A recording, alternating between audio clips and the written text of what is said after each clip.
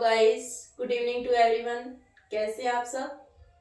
आशा करती हूँ सभी खुश होंगे, स्वस्थ होंगे।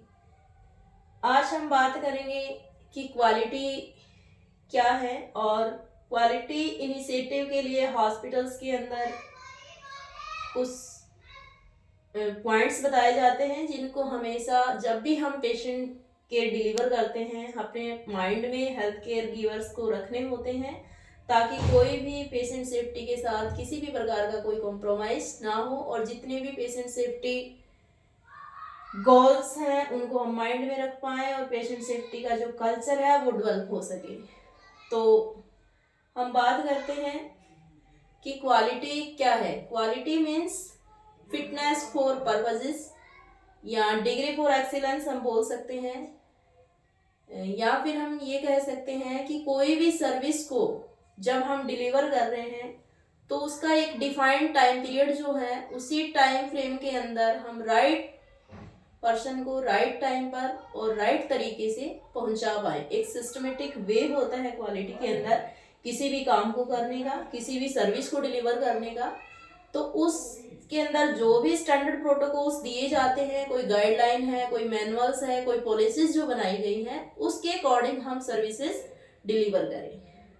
तो ये मेन जो एम है क्वालिटी का वो यही है कि कोई भी सर्विस को एक डिफाइंड टाइम पीरियड के अंदर हम जो कस्टमर है या जो क्लाइंट है या जो हमारा पेशेंट्स है उस तक पहुंचा सके।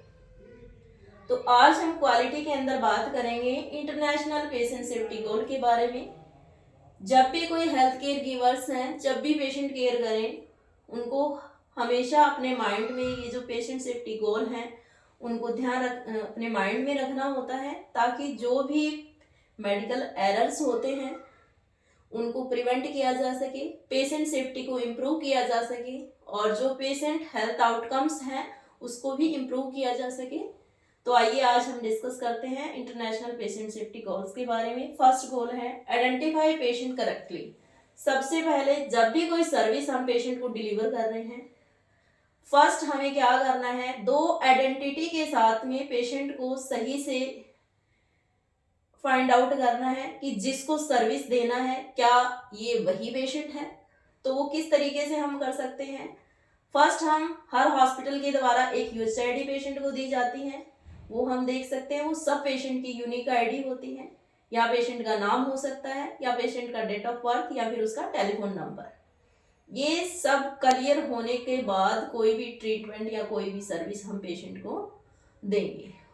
सबसे पहले हमें पेशेंट सही से आइडेंटिफाई करना है कि जो सर्विस जिस पेशेंट को देनी है वो पेशेंट यही है, ताकि किसी भी रॉन्ग पेशेंट पे वो ट्रीटमेंट या सर्विस हम ना दें जिसकी वजह से किसी सेकेंडरी पेशेंट का कोई नुकसान हो। नेक्स्ट है इम्प्रूव इफेक्टिव कम्युनिकेशन। इसमें हमें क्या करना है, पेशेंट रिलेटेड जो भी इंपॉर्टेंट इंफॉर्मेशन है उसकी कोई क्रिटिकल टेस्टिंग वैल्यू हो सकती है, कोई अदर इन्वेस्टिगेशंस अगर जो करवाई हो पेशेंट की वो हो सकती है, या कोई इमीडिएट ऐसा ट्रीटमेंट हो सकता है जो अभी नहीं दिया गया था लेकिन नेक्स्ट 5 मिनट 10 मिनट्स के अंदर वो दिया जाना हो, या कोई वर्बल ऑर्डर हो सकता है, कोई टेलीफोनिक ऑर्डर हो सकता है डॉक्टर्स के द्वारा दिया गया हो। तो जो भी हैंड ओवर शिफ्ट ओवर के दौरान जो स्टाफ है वो इसको रिटर्न फॉर्म में पेशेंट फाइल में लिख सकता है, या इमीडिएट जो भी नेक्स्ट पर्सन आ रहा है उसको बताएगा, या इसका जो ट्रीटिंग डॉक्टर है उसको बताए, ताकि टाइमली पेशेंट का ट्रीटमेंट मिल सके और उसकी वजह से पेशेंट का जो हेल्थ है वो और ज़्यादा वर्ष ना हो और टाइम पे पेशेंट की कंडीशंस को संभाल लिया जाए।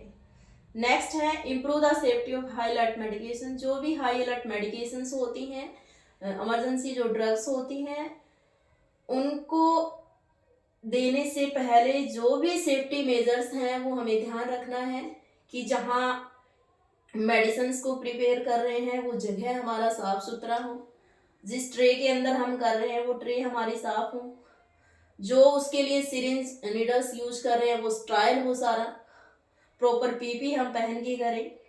और उससे ज़रूरी बात ये है कि जो भी हम एम्पूल्स वायल पेशेंट की इंजेक्शन से रिलेटेड जो है वो हम प्रॉपर चेक कर लें, उसकी एक्सपायरी डेट है या पेशेंट को कौन सी दवाई देनी थी उसका नाम है, उसका लेबलिंग जो है वो हमें प्रॉपर चेक करना है। कोई भी दवाई भर के विदाउट लेबलिंग हमें नहीं छोड़नी होती। और भरने के बाद इंजेक्शन, एम्पूल, वायर जो भी आपने इंजेक्शन सिरिंजेस के अंदर भर लिया, उसको भरने के बाद तुरंत उस मेडिसिन को देने की हमें कोशिश करनी है, ताकि कोई भी जो एरर्स हैं उनको हम रोक सके। जो लेट काफ़ी टाइम भरने के बाद में उसके अंदर बहुत सारे इन्फेक्शन के चांसेस हो सकते हैं, तो उसको भी हम रोक सकें। और नेक्स्ट आता है इम्प्रूव करेक्ट पेशेंट सर्जरी। जब भी किसी पेशेंट की सर्जरी होनी है तो हमें क्या करना है, पेशेंट के जिस साइट की, जिस बॉडी पार्ट की सर्जरी होनी है उसको हमें मार्क करना होता है। फाइल में भी, रिटर्न में वो लिखा होता है। और एक WHO के द्वारा सर्जिकल सेफ्टी चेकलिस्ट दी गई है, उसको भी हमें फिल करना होता है। कुछ पोर्शन उसका दिया होता है बिफोर सर्जरी, कुछ पोर्शन उसके अंदर होता है इंट्रा सर्जरी, कुछ होता है पोस्ट सर्जरी। तो वो जो भी स्टैंडर्ड प्रोटोकॉल्स है उसको हमें फॉलो करना है। नेक्स्ट है improve the safety of clinical alarm system. STUs के अंदर, OTs के अंदर भी अलार्म सिस्टम है, ICUs के अंदर, लेबर रूम में, SNCUs के अंदर, कुछ क्रिटिकल एरियाज के अंदर पेशेंट के इक्विपमेंट्स लगे होते हैं, उनके अंदर सभी में अलार्म सिस्टम होते हैं। तो कई बार क्या होता है, सारे अलार्म सिस्टम में इकट्ठे अलार्म्स बजना स्टार्ट हो जाता है, तो मोस्टली वो स्टाफ के द्वारा इग्नोर कर दिया जाता है। लेकिन करना क्या है, सेफ्टी पर्पज से सभी अलार्म्स को मतलब टाइमली उनकी AMC है, CMC है वो हो, और सभी स्टाफ को बता दिया जाए कि किस तरीके से मतलब इनके अंदर अगर वायर